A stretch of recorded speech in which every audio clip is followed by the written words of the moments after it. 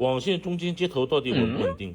很多人担心网线中间多一个接头，网速会不会掉？其实问题不在多一个接头，而是接头怎么做。有些接头只是同时连接起来的，压根没有考虑到信号干扰。稳不稳定，关键看里面有没有做补偿设置，能不能过 Fluke， 用对结构，中间加一个基本问题不大。评论区有的人说用了3个月签在金口罩，问题出在这里面的针脚，有些针脚用的是黄铜，有的甚至铜曝钢，成本差了好几倍，时间长了弹性不足就会接受不良。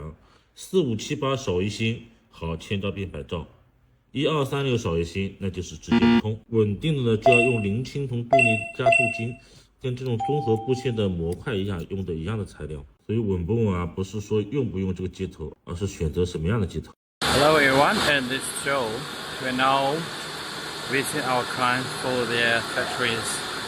Machines has already run in their factory sites for more than 4 years. The condition is still very well, and this is the cabling for the cantilever tubes, and this is the line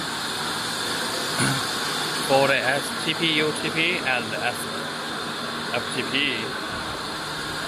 This is the finished samples right here. And let's take a look.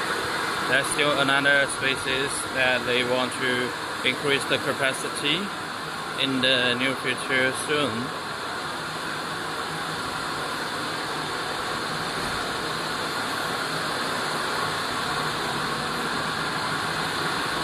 This is the triple trace machines in the spaces.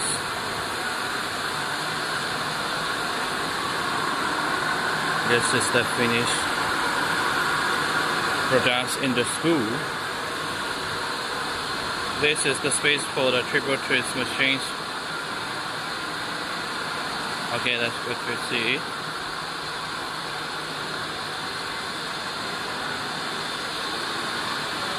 Okay.